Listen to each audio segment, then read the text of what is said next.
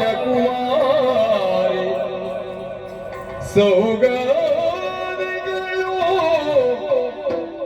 ಭೂಪ್ರದಕ್ಷಿಣೆಗೈದು ಬದಲುತ್ತ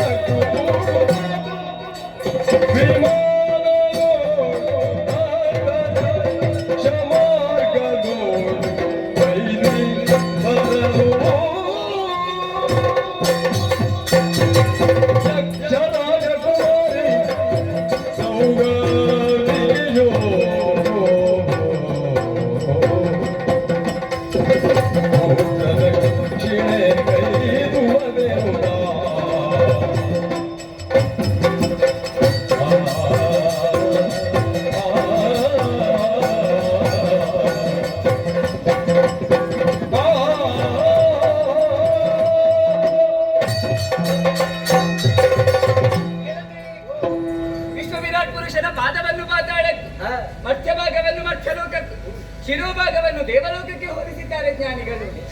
ದೇಹಗಳಲ್ಲಿ ಶಿರ ಹೇಗೆ ಪ್ರಧಾನವೋ ತದ್ರೀತಿಯಲ್ಲಿ ಲೋಕಗಳಲ್ಲಿ ಶ್ರೇಷ್ಠವಾದ ಲೋಕ ಸ್ವರ್ಗಲೋಕವಂತೆ. ಅದರಲ್ಲಿ ಹಲವು ಪಂಗಡಗಳು, ಯಕ್ಷರು, ಕಿನ್ನರರು, ಕಿಂಪುರುಷರು, ಉರಗರು, ಸಿದ್ಧರು, ಸಾಧ್ಯರು, ಮನು ಮುನಿಗಳು, ಏಕಾದಶಿ ರುದ್ರರು, ದ್ವಾದಶಾದಿತ್ಯರು, ತ್ರಯೋದಶರು ಎನ್ನುವ ಹಾಗೆ. ಅದರಲ್ಲಿ ಒಂದು ಪಂಗಡವೇ ನಮ್ಮಲ್ಲಂತಹ ಯಕ್ಷಲೋಕ. ಅದರಲ್ಲಿ ಯಕ್ಷರಾಜ ಕುವರಿ ನಾನೇ ಸೌಗಂಧಿಕಿ.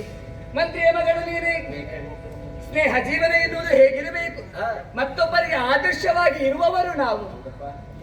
ಮತ್ಸರವಾಗಲಿ, ಜಗಳವಾಗಲಿ, ಭೇದ ಭಾವವಾಗಲಿ, ತಾರತಮ್ಯವಾಗಲಿ ಇದಾವುದೂ ಕೂಡ ನಮ್ಮ ನಡುವೆ ಬಂದದ್ದಿಲ್ಲ, ಇನ್ನು ಮುಂದಕ್ಕೂ ಬರುವುದಕ್ಕಿಲ್ಲ.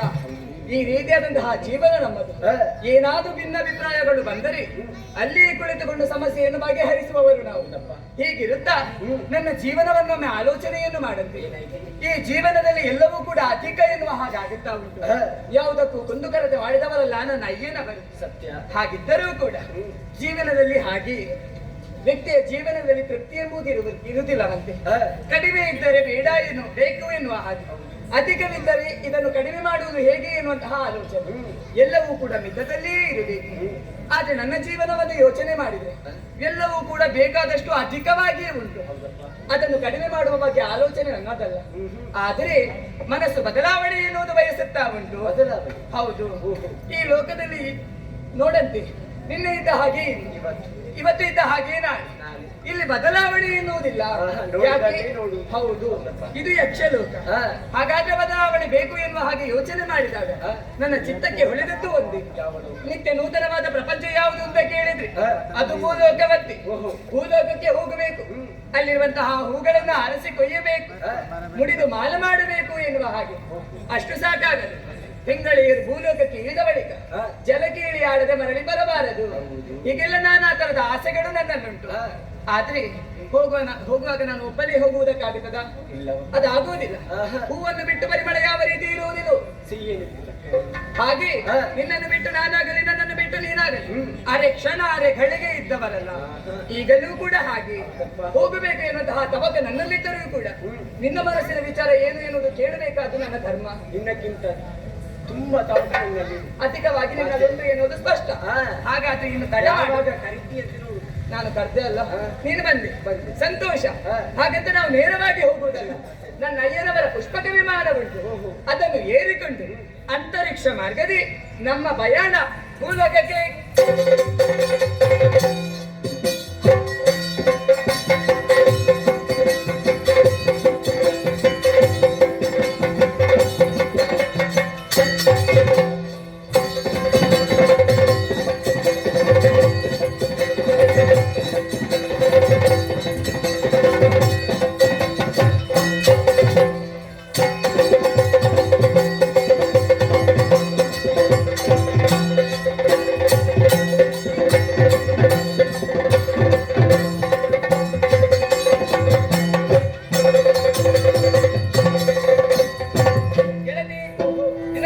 ಮಾತುಗಳನ್ನು ಕೇಳಿಕೊಂಡು ಅಚ್ಚುಕಟ್ಟೆಗಳನ್ನೆಲ್ಲ ಆಲಿಸಿ ಈ ಭೂಲೋಕಕ್ಕೆ ಬಂದಂತಹ ಸಮಯವೇ ನನಗೆ ಗೊತ್ತಾಗಲಿಲ್ಲ. ಹಾಗಂತ ಇಲ್ಲೇ ಇರುವುದಲ್ಲ, ಇಲ್ಲೇ ಪರಿಸರದ ಸೌಂದರ್ಯವನ್ನೊಮ್ಮೆ ಕಾಣಬೇಕು. ಅಲ್ಲಿ ನೋಡಂತೆ ಅತ್ತಿಂದಿತ್ತ ಇತ್ತಿಂದತ್ತ ಜಿಗಿದಾಡುತ್ತಾ ಓಡಾಡುತ್ತಾ ಉಂಟು ಜಿಂಕೆಯ ಮರಿಗಳು. ಅಲ್ಲಿ ನೋಡಿ ನವಿಲೊಂದು ಗರಿಬಿಚ್ಚಿ ಕುಣಿದಾಡುತ್ತಾ ಇದೆ, ಕೋಗಿಲೆಯೊಂದು ಇಂಪಾಗಿ ಹಾಡುತ್ತಾ ಇದೆ. ಕೇಳುವಾಗ ಮನಸ್ಸಿಗೆ ಒಂದು ರೀತಿಯಾದಂತಹ ನೆಮ್ಮದಿ. ಅಲ್ಲಿ ನೋಡಂತೆ ಅದೆಷ್ಟೋ ನಾನಾ ಬಗೆಯ ಹೂಗಳೆಲ್ಲ ಅರಳಿ ನಿಂತಿವೆ. ಪರಿಸರದ ಸೌಂದರ್ಯವನ್ನು ಕಾಣಬೇಕು ಮತ್ತು ಸವಿಯಬೇಕು, ಇನ್ನೂ ನೋಡಬೇಕು ಎನ್ನುವಂತಹ ಆಸೆ ಅಧಿಕವಾದಾಗ ಇದೇನೆ ಇದುವರೆಗೆ ನಮಗೆ ಬೆವರಿದ್ದಿಲ್ಲ. ಆದ್ರೆ ಇಲ್ಲಿ ಬೆವರುತ್ತಾ ಉಂಟು. ನಿನ್ನ ಕಾಲು ನೆಲಕ್ಕೆ ಸ್ಪರ್ಶವಾಗುತ್ತಾ ಉಂಟು, ಕಣ್ಣು ಮಿಟಿಸುತ್ತಾ ಇದ್ದೀಯ. ಹಾಗಾದ್ರೆ ಭೂಲೋಕಕ್ಕೆ ಬಂದಂತಹ ಬದಲಾವಣೆಗಳು ನಮ್ಮಲ್ಲಿ ಪ್ರಭಾವ ಬೀರಿದೆ ಎನ್ನುವುದು ಸ್ಪಷ್ಟ. ಹಾಗಾದ್ರೆ ಈ ಬೆವರಿಗೆ ಇಲ್ಲಿ ಪರಿಹಾರ ಇದೆ ಎನ್ನುವುದು ಸ್ಪಷ್ಟ ತಾನೆ. ಹಾಗಾದ್ರೆ ಈಗ ಏನು ಪರಿಹಾರ ಅಂತ ನನಗೆ ಆಲೋಚನೆ. ಏನದು? ನಿನಗೆ ಪರಿಹಾರ ಗೊತ್ತಿಲ್ವಾ? ಏನು? ಯಾಕೆ ಬೇಡ ಅಂತ ನಾವು ಯಾವುದು ಹೇಳಬೇಕು ಅಂತ ಹಿಂಜರಿಯಬಾರದು. ತಪ್ಪು ಸರಿಯು ಅದು ಮತ್ತಿನ ಆಲೋಚನೆ. ಹಾಗಾದ್ರೆ ಕಾಣುತ್ತಿದ್ದು ಸರದಿ ಕೈ ಕೈ ಹಿಡಿದು ನೆಲಕ್ಕಿಳಿದು ಜಲಕ್ಕಿಳಿ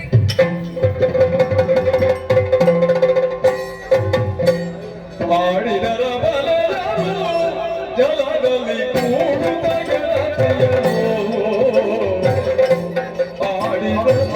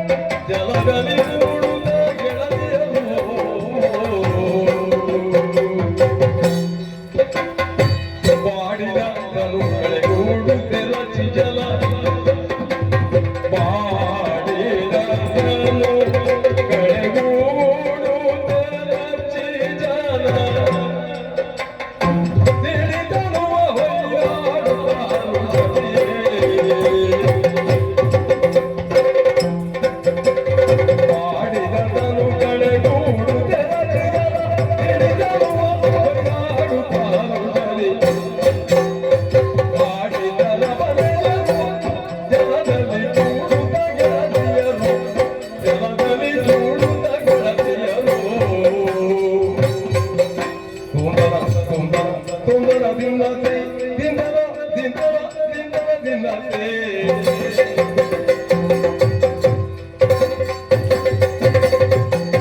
ತಾತಗಿಡ ತಾತಗಿಡ ತಾತಗಿಡ ದಿನ್ನತೆ ದಿತ್ತಗಿಡ ದಿತ್ತಗಿಡ ದಿತ್ತಗಿಡ ದಿನ್ನತೆ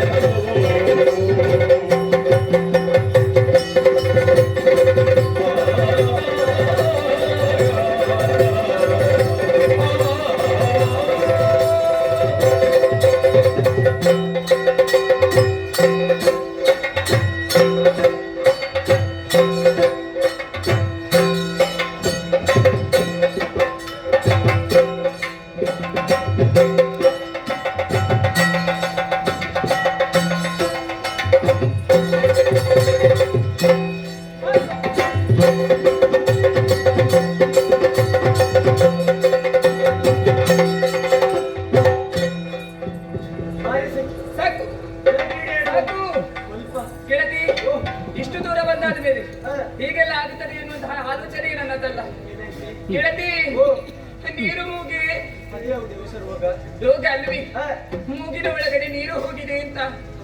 ಹೌದು, ತೆಗಿಬೇಕಾದವಳು ನೀನು, ಹೇಗಾದ್ರೂ ಮಾಡಿ ತೆಗಿ.